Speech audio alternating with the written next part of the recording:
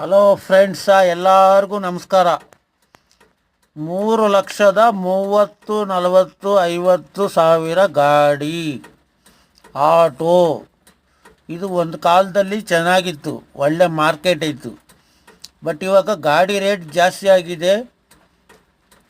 But ಆದರೆ ಎಲ್ಲ ಅದೇ ಗಾಡಿ ರೇಟೆಲ್ಲ ಜಾಸ್ತಿ ಆಗಿದೆ. ಬೇರೆ ಕಂಪ್ನಿಯಲ್ಲಿ ಟೈರ್ಗಳಾದರೂ ಸ್ವಲ್ಪ ದೊಡ್ಡ ಸೈಜ್ ಬಿಟ್ಟಿದ್ದಾರೆ ಗಾಡಿ ರೇಟ್ ಜಾಸ್ತಿ ಮಾಡಿ.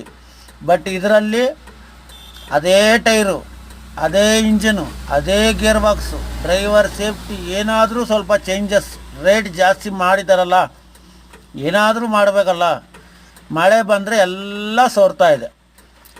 ಬಳ್ಳಾರಿಗೆ ಹೋಗ್ತಾಯಿದ್ದೀನಿ, ಮಳೆ ಬರ್ತಾಯಿದೆ, ಆಟೋ ಒಳಗಡೆ ಎಲ್ಲ ಬರ್ತಾಯಿದೆ. ಇದಕ್ಕಿಂತ ಮುಂಚೆ ಹೆಡ್ಲೈಟ್ ಹತ್ರ ವೈರಿಂಗು ಹೊರಗಡೆ ಹೋಗೋ ಜಾಗದಲ್ಲಿ ರಬ್ಬರ್ ಕೊಡ್ತಾಯಿದ್ರು. ಇವಾಗ ಅಲ್ಲಿ ರಬ್ಬರ್ ಇಲ್ಲ, ಫುಲ್ ಓಪನ್ ಥಿಯೇಟರ್ ಬಿಟ್ಟಿದ್ದಾರೆ. ಅಲ್ಲಿಂದ ಹೆಡ್ಲೈಟಿಂದ ನೀರು ಬರುತ್ತೆ, ಗ್ಲಾಸಿಂದ ನೀರು ಬರುತ್ತೆ, ಎಲ್ಲ ಕಡೆನೂ ನೀರು ಬರುತ್ತೆ. ಇದು 3,30,000 ಗಾಡಿ ಕತೆ.